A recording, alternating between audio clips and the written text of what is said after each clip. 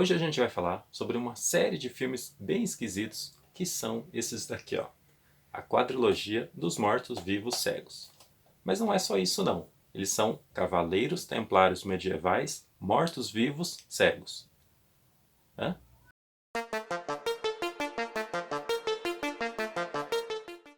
É isso aí. Esses 4 filmes falam sobre cavaleiros templários medievais mortos-vivos cegos. Eles foram dirigidos pelo espanhol Amando de Osório, que nasceu em 1912 e faleceu em 2001. O Amando nasceu numa família rica na Galícia, o pai dele trabalhava para o governo e ele foi obrigado a fazer uma carreira tradicional e acabou trabalhando em banco. Quando ele fez 30 anos, ele desistiu de tudo e foi atrás do sonho de fazer cinema. Ele então acabou se mudando para Madrid e começou a escrever alguns roteiros e arranjou um trabalho numa rádio. Passado um tempo, ele começou a dirigir filmes. Coisas pequenas, com baixo orçamento, até que em 69 ele dirigiu um filme chamado Malenka com a estrela internacional Anita Ekberg. No fim da década de 60 e no início da década de 70, muitos outros diretores espanhóis começaram a fazer filmes de terror e perceberam que ali eles conseguiriam fazer alguns longas com baixo orçamento, mas com bastante lucro na bilheteria. E foi aí que o Amando de Osório teve a ideia de fazer os filmes de terror dele. Em 1972, ele fez o primeiro longa, que foi A Noite do Terror Cego. A Noite do Terror Cego falava sobre uma legião de cavaleiros templários que nas suas andanças para o leste acabaram tendo contato com algumas coisas místicas e resolveram então fazer rituais para ter a vida eterna. O filme começa com uma garota chamada Virginia que está lá com um amigo dela num clube. Ela reencontra uma antiga amiga chamada Betty e conversa vai, conversa vem. Eles resolvem sair para fazer uma excursão ali na região da Espanha por onde eles estão passando férias. Acontece que a Virginia vai ficar enciumada quando ela percebe que o amigo dela está interessado na Betty e ela resolve pular do trem e sair dali porque ela não estava mais aguentando aquilo. A Virginia vai passar a noite ali numas ruínas que ela encontra e com o desenrolar do filme a gente vai descobrir que aquelas ruínas eram onde os antigos cavaleiros templários moravam e, após fazerem rituais satânicos, eles foram excomungados pelo Papa e foram mortos pela população. O que acontece? Depois de mortos, os corpos deles foram expostos em praça pública, e daí os corvos vieram e acabaram comendo os olhos dele. Por isso, quando a Virgínia passa a noite ali, ela acaba ressuscitando esses cavaleiros templários. Mas, como eles tiveram os olhos comidos pelos corvos, eles ressuscitam cegos.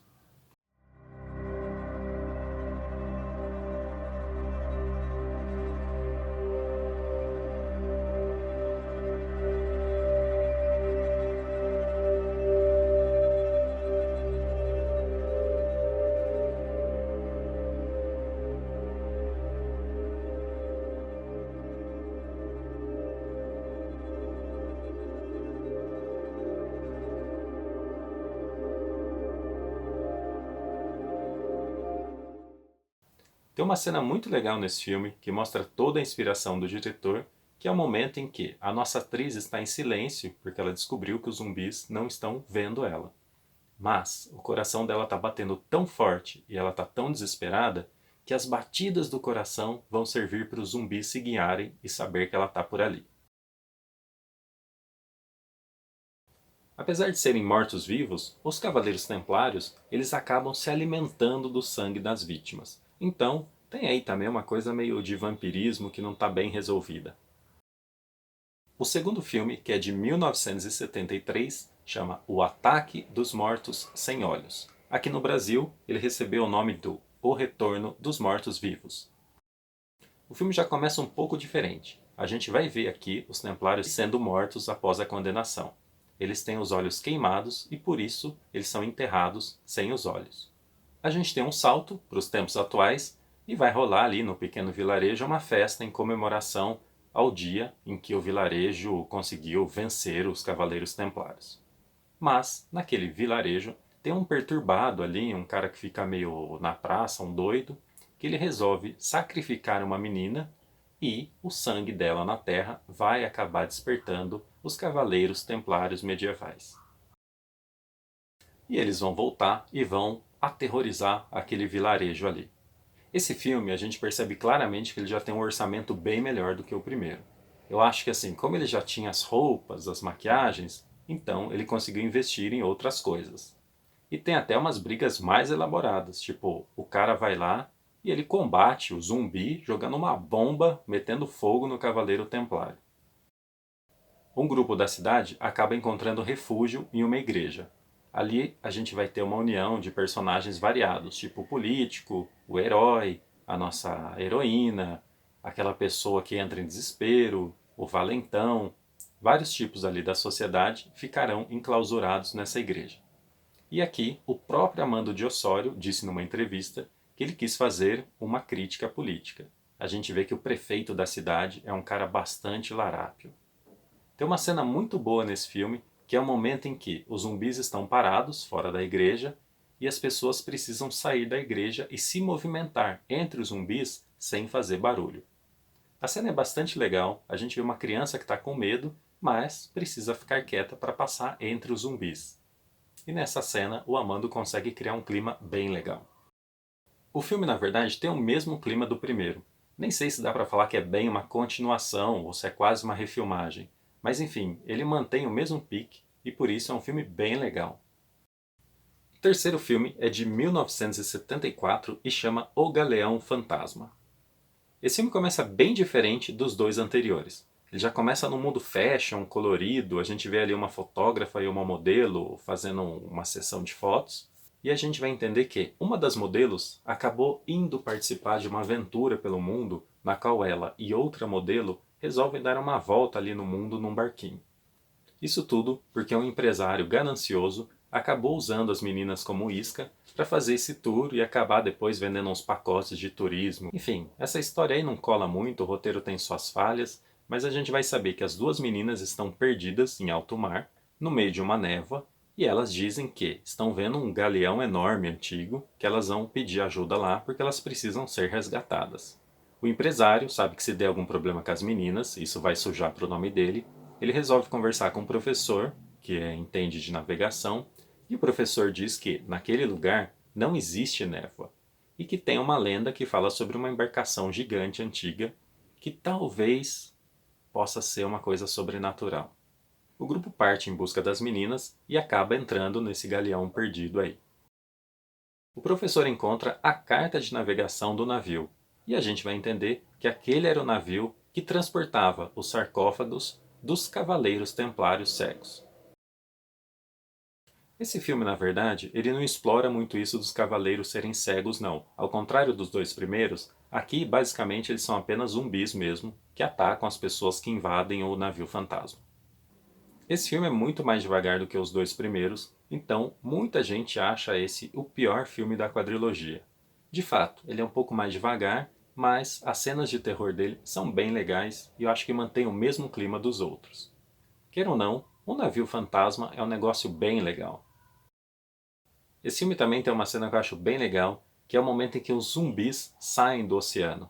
E é super legal, a gente vê o zumbi ali com aquela água escorrendo por entre os olhos deles, pelo nariz, pela boca vazada ali da caveira. Eu acho bem bacana mesmo.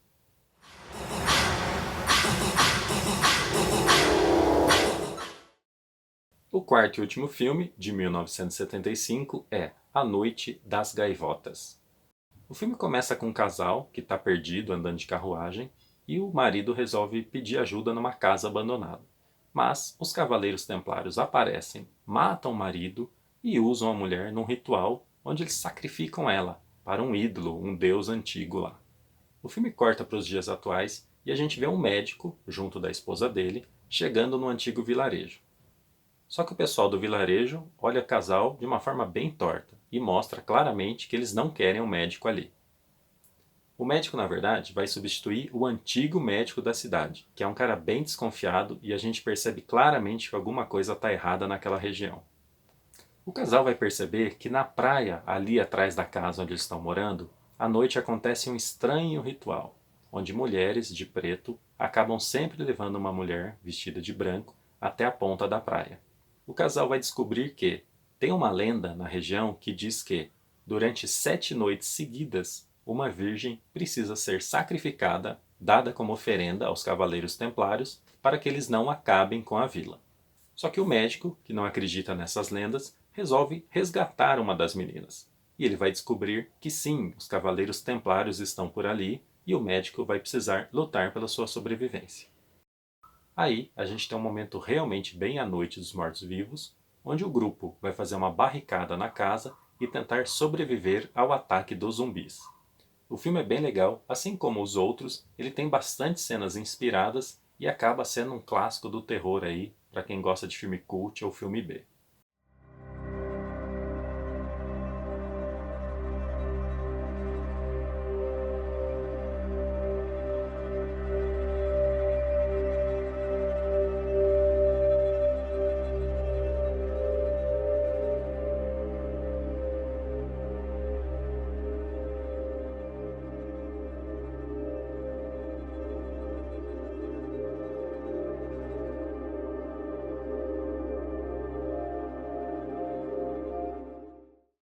Apesar de não serem tão conhecidos, os filmes são disponíveis em DVD. O Amando de Osório é cultuado pela galera do terror, mas eu acho que ele merecia um reconhecimento maior por crítica e público. É isso aí. Se você gostou do vídeo, deixe o seu like e se inscreva no canal. Toda crítica, sugestão, comentário é sempre muito bem-vindo para a gente produzir um conteúdo bem legal para você. Até o próximo vídeo.